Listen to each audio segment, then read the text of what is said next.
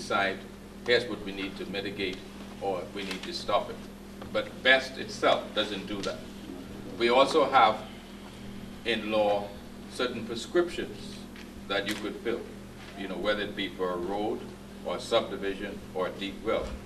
An engineer would look at the regulations and he would design the thing to accommodate the requirements of the regulation. Most times those are Bahamians who are certified either by the local authority or the US, Canadian, or British authority. Sir. Minister, just one suggestion, not to question the ethical procedures of the Grand Bahama Port Authority, but the Grand Bahama Port Authority does have vested interest in the companies around the harbor. And I would suggest that those seismic monitoring stations be set up by the government of the Bahamas, in addition to the Port Authority. Because we can rely upon our government, we cannot rely upon the Grand Bahama Port Authority. The other question is, the other comment is, I work at the Grand Bahama Shipyard, and we have health, safety, environmental audits regularly by international bodies. The BEST Commission comes in occasionally to check us out. We have to comply with so many regulations. There isn't any way we could get by with anything in terms of messing up the environment, creating health hazards, etc., at the Grand Bahama Shipyard. Therefore, because we have to be answerable, because we work on ships that have to come in there, the people have to know that they're safe, etc., etc.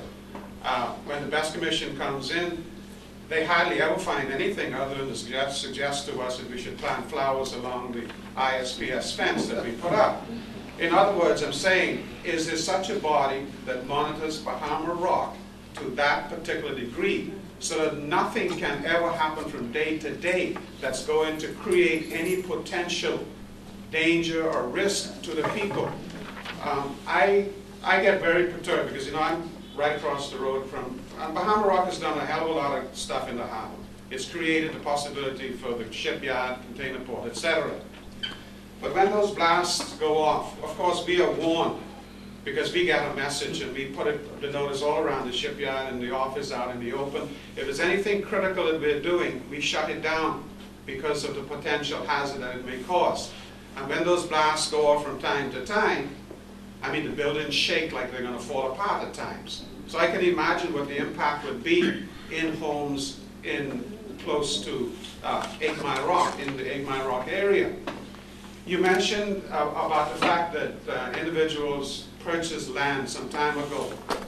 I don't see where that gives them the right to impact any Bahamian to any adverse degree. I don't care who bought it, when they bought it, from whom they bought it. Because if someone is living next to me in my yard, they cannot do anything that's going to create a hazard for my health. And so this is why I'm very interested to see what is going to come out of that environmental impact assessment. Because we cannot, I mean, we respect these people coming in here, but the fact is that we are Coral Island built. We are built of coral islands, and there are, as the gentleman said, there are numerous caves. In my yard alone, I have to be careful because my house is beginning to sink because of caves under there. And this is part of the way coral islands are built. They have these caves under them. Grand Bahama, we only know about the ones that we've discovered. There are numerous other ones. And so, like the gentleman said, you know, did someone come in and go underground and find out whether or not there is that seismic devastation that is taking place? We're in a potential hazardous situation with that type of work because of the fishery, the wetlands, etc. And so I am very happy that Vernay has organized this meeting with you directly at the head, because I think we have to begin immediately. See, down the road, if, for example, there is no water coming out of Freeport to water the western Grand Bahama, and they have to rely upon water in 8 Mile Rock, and if it's destroyed due to the trenchings, etc., because all of the canals that were driven and built and dug in Grand Bahama before, that has devastated a tremendous amount of our fresh water. So all of these things, I think we got to take the people in the 8 Mile Rock extremely serious. And it isn't something that and I'm glad that The government itself, the representative for this area, is taking initiative in that regard. But I just wanted, the one question, if you could answer, is Bahama Rock monitored by any outside body in terms of its environmental impact, health, and safety? Not to the extent that you're asking, no. No. It's a question in the back. We here talking about Bahama Rock, island construction has lasted 2 years. And it has an impact on the fishery of Queens Cove.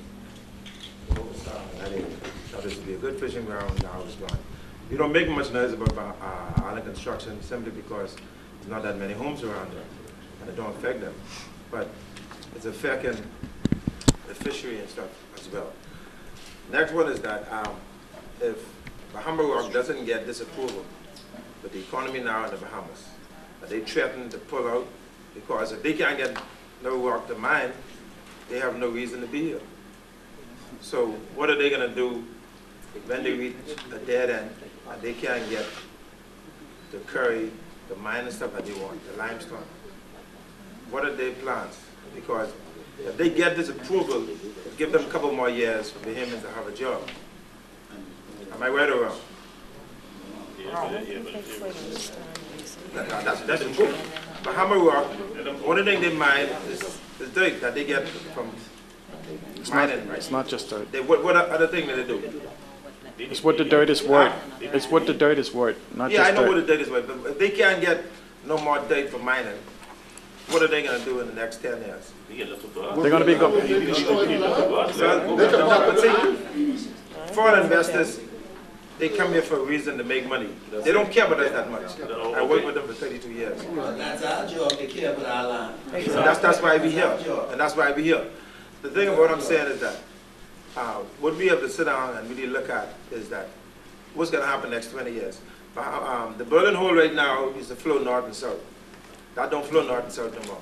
The water comes in and go back out. When Container Port was building they docked for the crane, they damaged some caves, a dock collapsed, they had to pour a whole lot of concrete to fill up some caves. Okay? All these things are happening every day. And we sit down here and we let a lot of things happen in this country and we just turn our face to it. I mean, we don't even pay no serious attention to it. You don't get no highlight or anything. Now, this is only greed that they want to go across the highway. That's all it is. It's only greed. Because Container Port said they don't have any reason, they don't have any purpose across the street. So I just want to know why they want to get this. They're looking at jobs for Bahamians for the next 20 years. Profit. 5 years they finish and gone. Just in general, to respond to some of what you said. Going forward, clearly we need to do a better job of monitoring the whole purpose of how we collect and mine fill in the country.